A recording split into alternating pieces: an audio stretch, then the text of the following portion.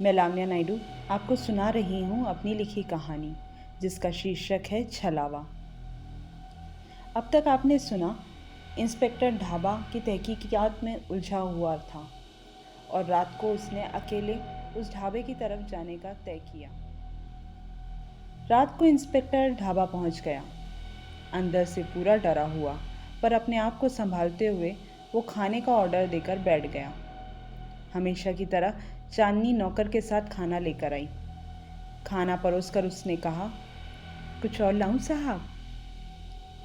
नहीं, कुछ चाहिए होगा तो मांग लूँगा।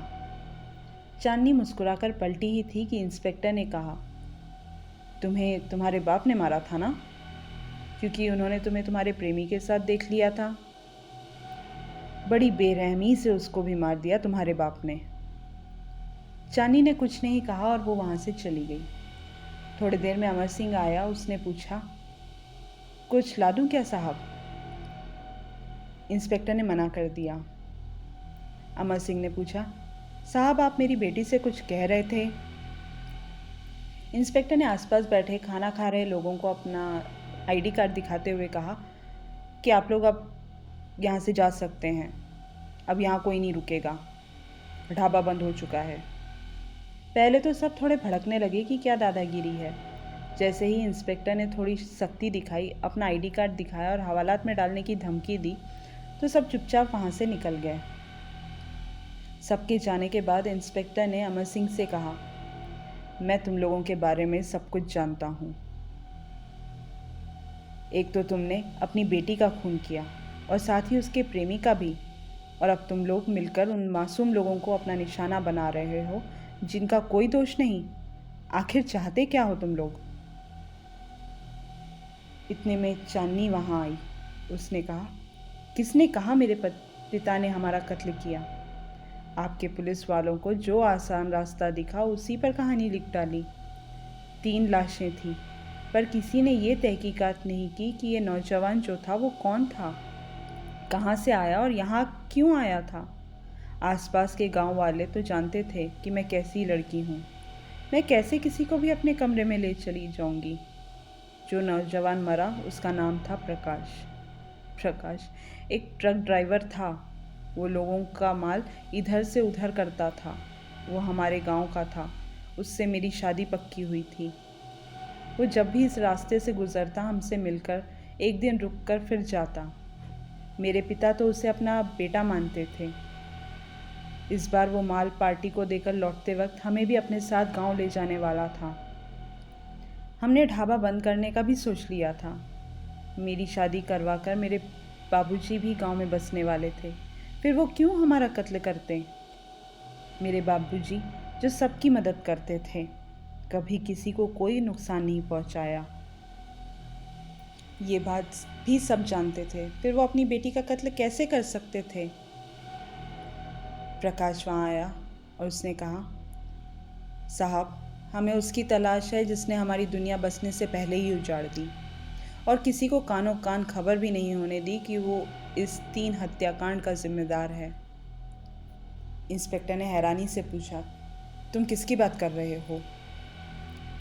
साहब मेरा हेल्पर चरण, जिसे मैंने ट्रक चलाना सिखाया था, पता नहीं था वो इसका ऐसा फ़ायदा उठाएगा। मैं कुछ समझा नहीं। प्रकाश बोला, उस दिन मैं पार्टी का करोड़ों का माल लेकर आ रहा था। तब रास्ते में ही उसकी नीयत बिगड़ने लगी। उसने मुझसे कहा कि हम ये माल आधा आधा बांट लेते हैं। मैंने उसे डांटा कि फालतू बात मत कर, ये मेरे उसूलों के खिलाफ है।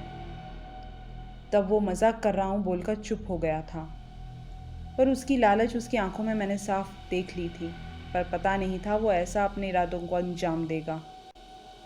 हमेशा की तरह हम लोग यहाँ थोड़ा आराम करने के लिए रुके। मैंने उससे भी आराम कर लेने को कहा। रात को जब ढाबा बंद हो गया, हम सोने चले गए।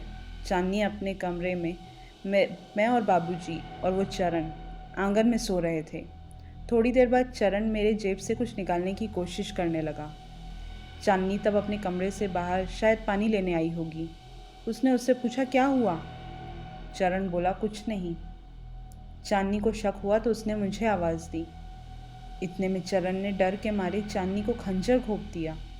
आवाज़ से मेरी नींद खुली तो उससे पहले मुझे और फिर सोते हुए बाबूजी को खंजर से मार डाला और मेरा ट्रक लेकर फरार हो गया। इंस्पेक्टर ने पूछा, पर इन सब में उन मासूमों की क्या गलती है? अमर सिंह बोला, साहब, आपकी पुलिस ने जो मन में आया वो कहानी बना दी। जिस पार्टी का माल था वो तो प्रकाश को चोर समझ रही है। आज अगर इतने सारे लोग यहाँ से गायब नहीं होते तो आप यहाँ कभी नहीं आते। हमारी कहानी कभी किसी के सामने नहीं आती। चांदनी बोली, साहब, असली मुजरिम को सज़ा मिलनी चाहिए। मेरे पिता और प्रकाश ये निर्दोष हैं। प्रकाश बोला, साहब आप जाइए और उस चरण को ढूंढ कर लाइए। बोलकर तीनों देखते देखते गायब हो गए और ढाबा भी खंडहर बन गया। इंस्पेक्टर वहाँ से निकलकर पुलिस स्टेशन पहुँचा।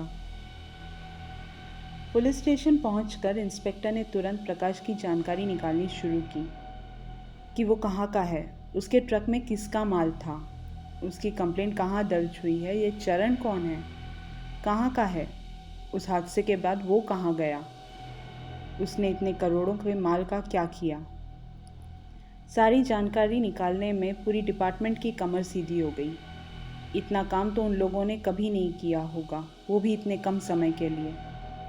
इंस्पेक्टर ने खास ऑर्डर दिए थे कि जल्द से जल्द सारी जानकारी उसे अपनी टेबल पर चाहिए।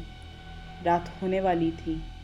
ढाबे वाले हर रास्ते पर पुलिस तैनात करवा दिए गए थे ताकि वे लोग हर गाड़ी को रोककर सावधान कर सकें कि उस ढाबे में किसी भी हाल में न जाया जाए।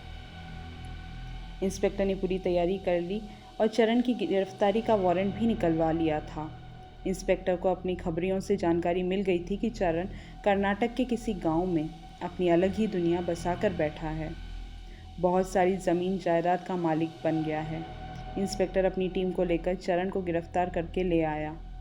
चरण बार बार पूछ रहा था कि उसका कसूर क्या है। इंस्पेक्टर ने बस इतना कहा, सब पता चल जाएगा। रात को इंस्पेक्टर चरण को लेकर ढाबे पर पहुंचा। ढाबा हमेशा की तरह रोशनी में जगमगा रहा था। अमर सिंह, चांदनी और प्रकाश को अपने सामने देखकर चरण के पसीने छूटने लगे। उसने भागने की कोशिश भी की पर नाकाम रहा। इंस्पेक्टर ने कहा, ये रहा आप लोगों का गुनहगार। पुलिस ने उसे गिरफ्तार कर लिया है, अब उसे कानून उसके कर्मों की सज़ा ज़रूर देगा। अब तो आप लोग मासूमों की जान से नहीं खेलोगे ना? अब तो आपकी आत्मा को शांति मिल गई होगी। प्रकाश बोला, इंस्पेक्टर साहब, आपने इस दरिंदे को यहाँ लाकर हम पर बहुत बड़ा एहसान किया है, पर इसे सज़ा तो हम ही देंगे। इंस्पेक्टर ने कहा, मैं इससे ऐसे आपके हवाले नहीं कर सकता। मैं कानून को क्या जवाब दूंगा? मैं आपको विश्वास दिलाता हूँ कि इसको कड़ी से कड़ी सज़ा मिलेगी। अमर सिंह बोला, क्या आप अपने सारे गुमशुदा लोगों को वापस नहीं पाना चाहते? इंस्पेक्टर हैरानी से देखने लगा। चांदनी बोली, साहब, हम इतने बुरे भी नहीं हैं। मेरे बाबूजी जीते जी किसी को भूखा नहीं देख सकते थे और वो आज भी किसी को तकलीफ़ नहीं दे सकते। वो सारे लोग सुरक्षित हैं। हाँ, उन लोगों को कुछ याद नहीं है और जब वे लोग बाहर आएंगे तब भी उन्हें कुछ याद नहीं रहेगा कि वे लोग कहाँ थे। इंस्पेक्टर ने पूछा, मैं कैसे आप लोगों पर विश्वास कर लूँ? अमर सिंह ने इशारा किया।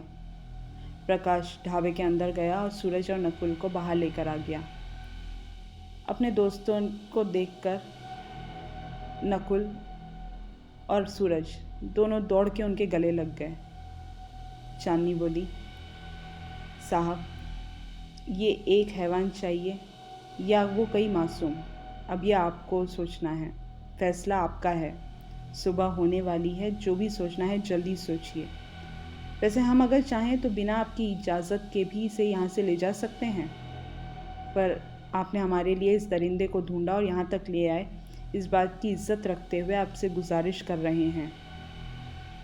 हम तो ये जहाँ छुपा था वहाँ जाकर भी इसे मार सकते थे, पर हमें इस गांव में हमें अपनी बेगुनाही का सबूत देना था और इस केस की जो भी सारी तफ्तीश होगी उसकी तो आप नई फाइल बनाएंगे ही। असली गुनहगार दुनिया के सामने है अब। इंस्पेक्टर ने कुछ पल सोचा और धीरे से अपनी पकड़ चरण पर से ढीली कर उसे उन लोगों की तरफ धकेल दिया। प्रकाश ने उसे अपने मजबूत हाथों से पकड़ लिया। चरण बार बार इंस्पेक्टर से मिन्नत करता रहा कि उसे उनके हवाले न करें, पर इंस्पेक्टर पर उसका कोई असर नहीं हुआ। थोड़ी देर में सारे लोग जो उस ढाबे से गायब हुए वे लोग बाहर आ गए। किसी को एक खरोच भी नहीं आई थी। अमर सिंह बोला, इंस्पेक्टर साहब, अब आप निश्चित रहिए, अब कभी इस ढाबे से कोई गायब नहीं होगा। अमर सिंह, चांदनी और प्रकाश धीरे धीरे सफ़ेद पड़ने लगे। ढाबा भी खंडर बनने लगा। चरण के शरीर से अचानक कई घाव उभरने लगे, जैसे किसी ने धार वाले चाकू से उसे जख्मी किया हो, और खून की धार बहने लगी। चरण की चीख पूरे जंगल में गूंज गई थी। थोड़ी देर में तीनों चरण को लेकर वहां से गायब हो गए। इंस्पेक्टर ने चैन की सांस ली। मयूर और उसके दोस्तों ने इंस्पेक्टर और उसकी टीम को धन्यवाद दिया और सब अपने घर लौट गए। इंस्पेक्टर ने अपने परिवार को भी वहां बुला लिया। अब धीरे धीरे आसपास के गांव में भी उस ढाबे को लेकर जो भी डर था वो कम होने लगा था।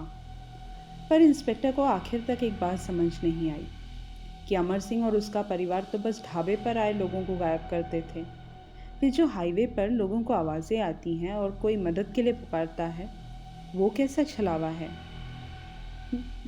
ये कहानी इतनी ही। अगर आप भी जानना चाहते हैं उस आवाज़ का राज, तो हमें कमेंट करके ज़रूर बताएं। फिर सुनेंगे हम छलावा का सीज़न 2। अभी आप सुन रहे थे लावण्या नायडू की आवाज़ में कहानी, जिसका शीर्षक है छलावा।